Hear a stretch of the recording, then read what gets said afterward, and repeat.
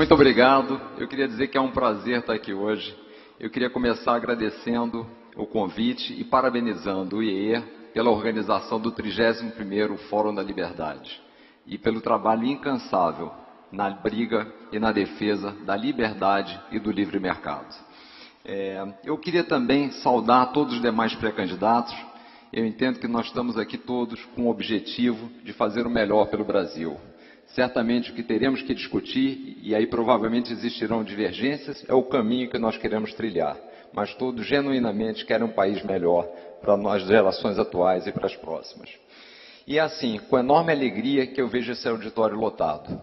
Eu queria comentar um pouco com vocês. Em 2010, quando junto com um grupo de pessoas comecei a trabalhar na montagem de um partido político, eu não poderia imaginar que em apenas 8 anos tivéssemos tantos acontecimentos que, se por um lado foram muito custosos, certamente resultaram num entendimento muito maior do nosso país e, consequentemente, num nível de conscientização que eu acredito nunca visto na história brasileira sobre a importância da participação política. Temos hoje uma oportunidade concreta de transformação da nossa ação, e isso só depende de nós. O tema do fórum deste ano, A Voz da Mudança, não poderia, portanto, ser mais apropriado. A construção de uma nação próspera e sustentável demanda o protagonismo e a liberdade do cidadão e exige dos futuros representantes a verdade e a coerência.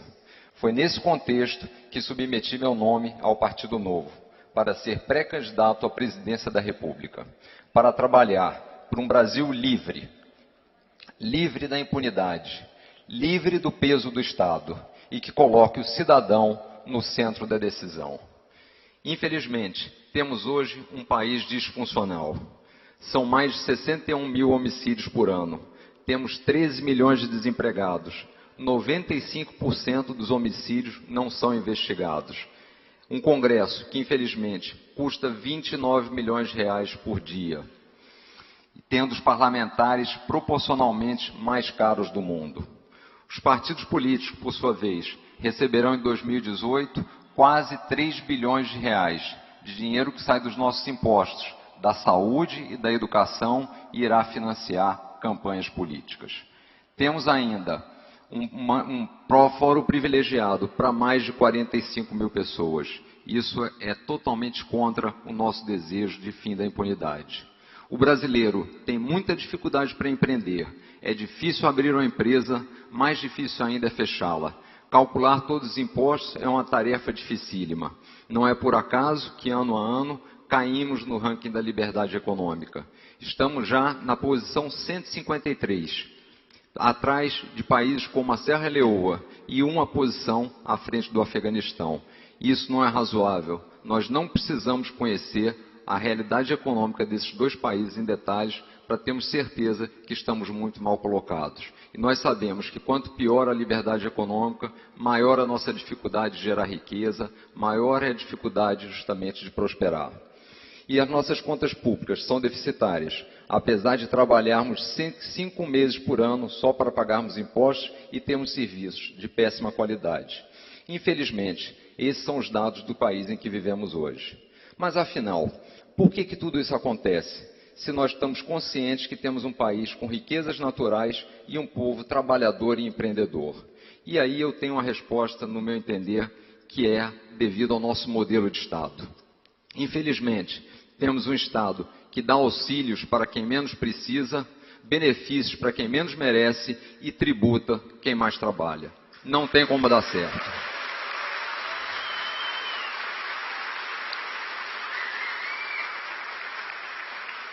Nosso modelo de Estado é um grande concentrador de renda. Eu costumo dizer que é um Robin Hood às avessas. Tira dos mais pobres para dar para os mais ricos. Ele não serve ao cidadão os interesses do cidadão brasileiro, mas apenas aos interesses de uma minoria. Não aguentamos mais esse Estado intervencionista que impede o livre mercado, atrapalha o empreendedor e institui o capitalismo de Estado. Um modelo fracassado, pois quem escolhe os vencedores não é o consumidor como deveria ser, mas muitas vezes um burocrata do BNDES. Não aguentamos mais esse Estado paternalista, que tenta nos proteger de nós mesmos e não nos protege de terceiros. Ficamos, ao final, sem liberdade e sem proteção. Não aguentamos mais esse Estado que tenta ser empresário, administrando instituições financeiras, exploração de petróleo, entrega de correspondência, mas é incapaz de prover um atendimento digno na saúde e uma educação básica de qualidade. Não aguentamos mais um governo que fecha o Brasil para o mundo e assim impede a inovação, condenando a nossa nação ao atraso. Esse modelo precisa ser modificado, mas a conclusão, infelizmente, é óbvia. Dificilmente aqueles que se beneficiam deste modelo e dos seus privilégios estarão dispostos a alterá-lo. Precisamos de líderes que façam um diagnóstico correto, que não se utilizem do sistema atual e que tenham a coragem de dizer a verdade. Chega do discurso mentiroso de que o impeachment da ex-presidente Dilma foi um golpe, de que a Venezuela é uma democracia.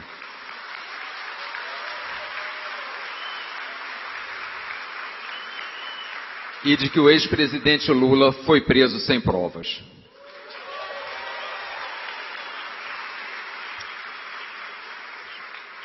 Chega de enganar a população com a afirmação de que uma reforma da Previdência não é necessária e que ela não tem déficit. Tem déficit sim, e foi de 268 bilhões de reais no último ano. Se nada for feito, em poucos anos, toda a nossa arrecadação será utilizada integralmente para o pagamento de aposentadorias. Chega de dizer que o fundo de garantia por tempo de serviço é uma conquista do empregado. Não é verdade.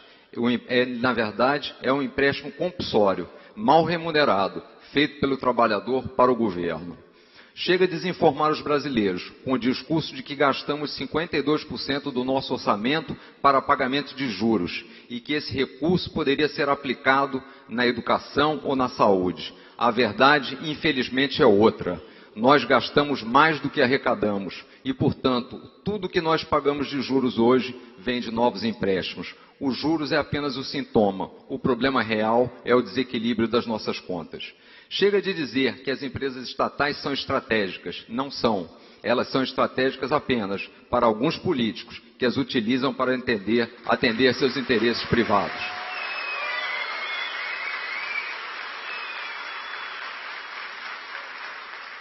Em resumo, tudo que a gente tem ouvido durante muitos anos é diferente do que é da realidade. O Brasil não precisa de um Estado grande porque é pobre. Ele é pobre justamente por ter um Estado grande.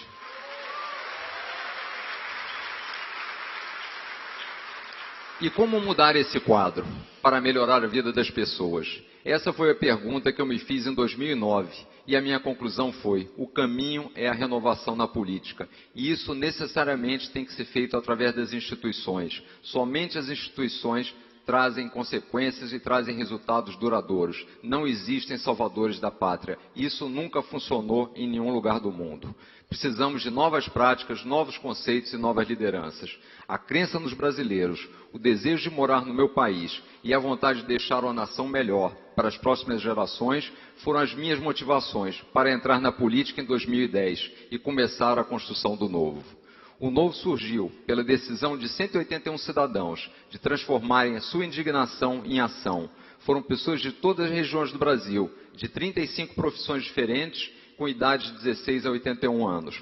O Novo foi o único partido criado nos últimos 20 anos sem ser oriundo de agremiações religiosas, de movimentos sindicais ou dissidências políticas. O Novo nasceu com o DNA da inovação, para funcionar de uma forma diferente. Por que o Novo? Os filiados são ficha limpa. Os candidatos do Novo passam por um processo seletivo. Separamos a gestão pública da gestão partidária. Os mandatários têm a obrigação de reduzir seus benefícios. Temos que dar o exemplo.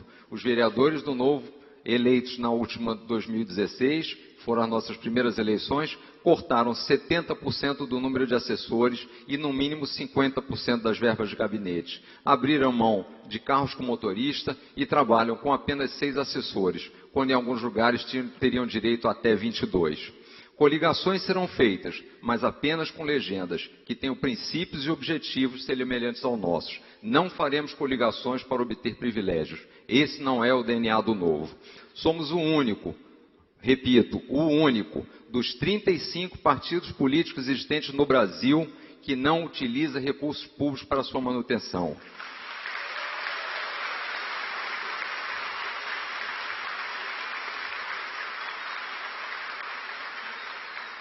E já firmamos o compromisso de não usarmos um tostão do dinheiro do fundo eleitoral. Somos contrários à existência de verba pública para partidos políticos. Em resumo, acreditamos em uma instituição com governança, valores e princípios, sustentada por aqueles que compartilham das suas ideais. Esta é a única forma de termos partidos que de fato tenham representatividade.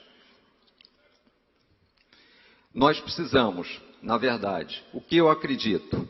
Eu acredito que para definir os nossos posicionamentos, e é um roteiro que eu procurarei seguir, eu acredito no Estado de Direito, onde todos são iguais perante a lei, nas instituições e não em um salvador da pátria. Na coerência, nós devemos ser um exemplo do que pregamos. No protagonismo do cidadão, nós sabemos, melhor do que ninguém, o que fazer com as nossas vidas e com nossos recursos. Que é impossível termos uma sociedade próspera e combatermos a pobreza se a máquina pública nos impede de gerar riquezas.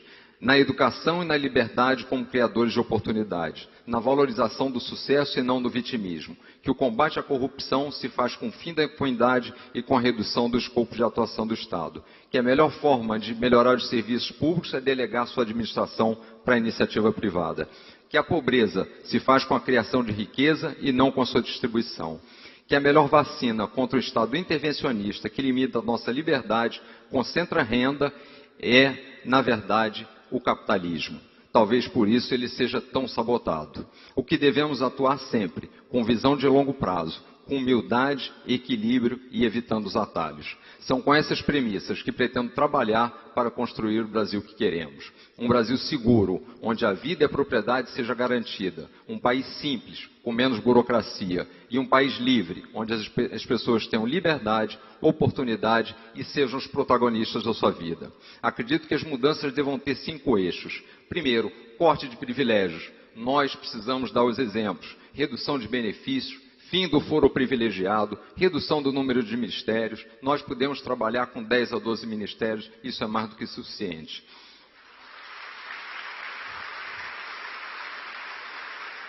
Nós precisamos equilibrar as contas e devolver poder ao cidadão, com um novo pacto federativo dando maior autonomia a estados e municípios. Privatização das empresas estatais, reforma da Previdência, precisamos ter as contas equilibradas. O cidadão deve decidir o que fazer com o seu fundo de garantia e precisamos também reduzir e simplificar a carga tributária. Nós precisamos de um Brasil seguro, uma integração maior entre os governos, a valorização das polícias e o aprimoramento da nossa gestão, combate ao crime organizado, reforma da lei de execução penal e PPPs para presídios. E, por último, a revogação do Estatuto do Desarmamento.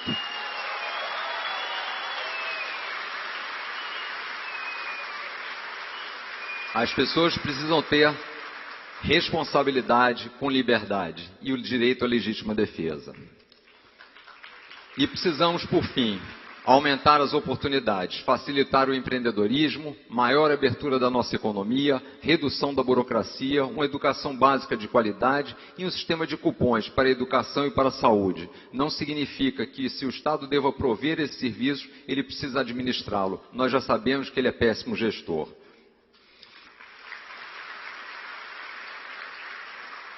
E como quinto ponto e último, fortalecimento das nossas instituições. Precisamos acabar com recursos públicos para os partidos, precisamos de maior independência entre os poderes, precisamos de uma sabatina rigorosa do Senado para todos os cargos que sejam exigidos e precisamos de uma autonomia do Banco Central. E aqui a gente já tem uma ideia que é justamente fazer o descasamento dos mandatos do presidente com o mandato do presidente do Banco Central com o presidente da República. Em resumo, toda a crise política e econômica e a Operação Lava Jato aumentaram em muito o nosso entendimento sobre o funcionamento da máquina pública. A atuação de parte da classe política deixaram clara a necessidade de renovação, não apenas nos nomes, mas das práticas e conceito. A mudança que queremos já está em curso. A velocidade dependerá da nossa participação, do nosso engajamento. Devemos ser o protagonista das mudanças que queremos, assumindo a responsabilidade pela liberdade e pela construção do país. Cada um de vocês é o salvador que a pátria precisa. Vocês são a voz da mudança. Muito obrigado.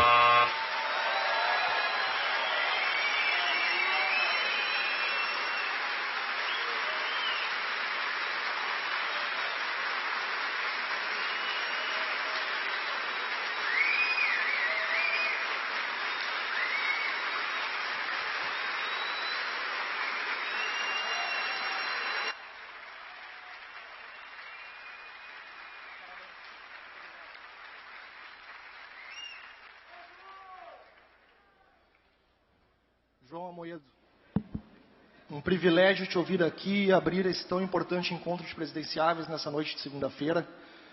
Antes de eu dar seguimento às perguntas, e 2 perguntas de 3 minutos com direito de resposta que teremos, eu quero colocar aqui 2 avisos importantes. A gente vê que o auditório está lotado, infelizmente algumas pessoas não conseguiram entrar. Eu informo que o Teatro do Prédio 40, neste mesmo estabelecimento, corredor lateral, seguindo até o final, ele está transmitindo ao vivo e simultaneamente o encontro de presidenciáveis, de forma que todos aqueles que estão lá fora também possam acompanhar. Eu peço, inclusive, gentilmente que a nossa coordenação e a nossa operação, então logo eu encerre essa fala, também avise o pessoal que está lá fora através dos sons externos, transmitindo-os que eles podem ir até o Teatro do Prédio 40. E mais um aviso antes de dar prosseguimento, as perguntas podem ser feitas através do aplicativo do Fórum da Liberdade, encontra-se na App Store. E muito importante, eu já recebo aqui muitas perguntas para todos os pré-candidatos, peço que enviem as perguntas na ordem de apresentação. Será muito difícil pegar perguntas de outros candidatos que já recebemos, estão lá embaixo, agora eu não conseguirei ler. Então, por favor, façam elas à medida que os candidatos, pré-candidatos estão se apresentando. Dito isso, mais uma vez, João, muito obrigado pela tua brilhante colocação inicial, e as minhas perguntas são 2, então, minha e da plateia. Começo com a primeira. O Novo, quando surgiu, como tu falaste, 8 anos atrás, o projeto, como todo projeto nascente, ele é olhado com descrença. E, por vezes, inclusive, era tarimbado e colocado um rótulo de um partido de banqueiros que se limitava à pauta econômica. Dito isso, como é que tu entende o tratamento das pautas sociais? E coloco aqui 2 pontos bem concretos. O caso do FIES, por exemplo, que nós tivemos a se discutir um sucesso de levar alguns jovens à universidade. Da mesma forma, o programa Bolsa Família, que foi um programa de maneira declarada para fazer uma transferência de renda, muitas vezes talvez importante, sem aqui entrar no mérito, que não cabe a mim. Mas te coloco essa pergunta e essa colocação inicial para que tu comece os teus 3 minutos. Muito obrigado. Perfeito. Nós julgamos o Bolsa Família um programa importante, porque nós precisamos, de fato, ter uma rede de proteção para aqueles que estão na miséria absoluta. E qual é a grande vantagem do Bolsa Família? É que o governo, justamente, ao invés de ter ido construir supermercados, contratar o caixa, comprar alimentos, ele deu os recursos para as pessoas. Então, isso é a melhor forma. O que nós precisamos, de fato, no programa é ter uma porta de saída. E, na verdade, comemorar a quantidade de pessoas que saem, não a quantidade de pessoas que entram no programa. Então, os programas sociais são importantes, eu entendo, para atender aqueles que estão na miséria. Agora, eu não tenho dúvida que o melhor programa social, e já dizia o Ronald Reagan, é o trabalho. É a possibilidade que a gente tem de empreender. O brasileiro é um povo empreendedor por natureza. O que a gente tem que deixar é justamente o brasileiro poder fazer isso. Tirar essas amarras, tirar esse peso do Estado que impede que a gente crie riqueza, que a gente crie emprego. Então, acho que esse deveria ser o nosso foco de atuação e não perpetuar as pessoas em programas assistencialistas. Quanto a programas que fazem o financiamento do ensino, eu também julgo bons os programas. No caso do Fiesp, claramente o que houve foi um exagero na forma da liberação dos recursos, na quantidade, e isso fez, na verdade, com que você desequilibrasse o mercado, aumentando o preço de todas as faculdades. Mas tudo que pudesse ser feito para colocar o dinheiro na mão de quem vai comprar, do cidadão, é melhor do que a gente colocar esse dinheiro na mão do governo.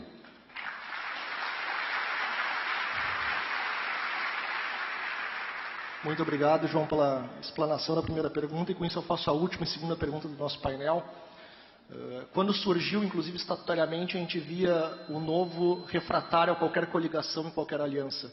E confesso aqui no palco que me causou, inclusive, surpresa quando eu vi a palavra coligações no teu discurso, na tua explanação. Isso é uma mudança declarada de postura por parte do pré-candidato à presidência da República, que já pensa na formação de alianças e de coligações que permitam um bloco que viabilize a candidatura e a pré-candidatura? Na verdade, isso é um questionamento, é uma ótima pergunta, porque muitas vezes nós somos questionados sobre o Novo, se ele proíbe coligação. O Estatuto do Partido prevê, inclusive, coligações. O que a gente sempre tem dito só faz sentido fazer a coligação se for com pessoas, com partidos que compartilhem dos mesmos valores, dos mesmos princípios e do mesmo objetivo. O Novo nunca fará coligação para obter maior tempo de televisão. No momento atual, olhando os partidos, olhando as propostas que estão sendo feitas, eu acho que ainda é muito pouco provável que o Novo venha a fazer coligações em 2018. Mas a gente é adepto do diálogo. Vamos estar observando, conversando, mas num momento a gente acha pouco provável que venhamos a fazer qualquer coligação.